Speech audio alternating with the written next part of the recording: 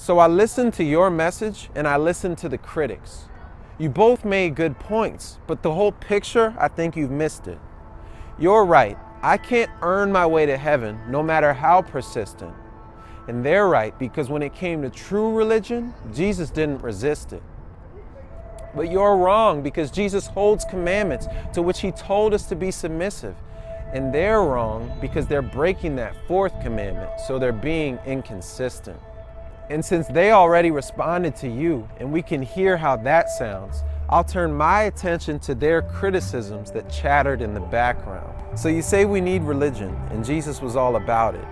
You even say you love the Bible, hold it up and never doubt it. So let's all open it up, check it out, and crowd around it, because there's something in here that's been forgotten, and most religious people haven't found it. I'll give you a clue. It starts with C, and there's 10 commandments in it.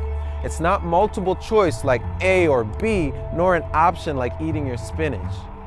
And the 10 commandments are also called the covenant. So when God wrote them with his own finger, you better believe he was loving it. Because what makes a woman into a wife, if not that wedding vow? So that's what God did, like a man on one knee when Moses brought them down. It's an agreement, a testament, a covenant of commitment. That's why God called religious people whores when they professed it but didn't live it. Because what use is it to a man if his wife says she loves him, but she messes around with another guy behind the back of her husband? So Jesus said people would come to him on that final day of judgment, saying, "Didn't we do all kinds of good works in your name?" That counts, doesn't it? Don't miss this. These are Christians who clearly want to come with him. But he'll say, "Depart from me. I never knew you," to those who practice breaking his covenant. Because God's law is his character, love. And without it, they must depart. Because if they truly knew Jesus, the Holy Spirit would have written it on their hearts.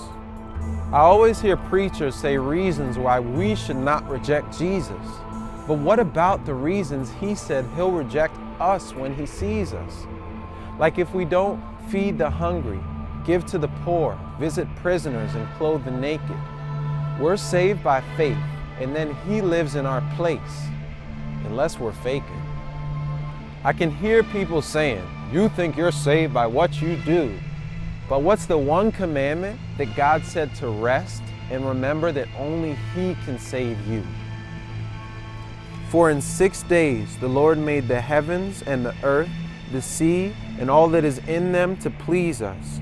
So on the seventh day, he said, don't do any work, just rest in Jesus. So we take a day off from our jobs and tell them God set time aside to see us. So through Christ, I can keep the commandments without trying to work my way to heaven. I think we'd all agree that it's wrong to lie, steal, commit adultery, or murder your brethren. So the 9 commandments we say are true are all things that God said not to do. But the one commandment that says rest is the one most say is through. Don't miss that it's a gift, something God gave for our benefit, a whole 24-hour period set aside to rest and reverence him. It's the 4th commandment, that Saturday Sabbath, where God himself rested. He sanctified it.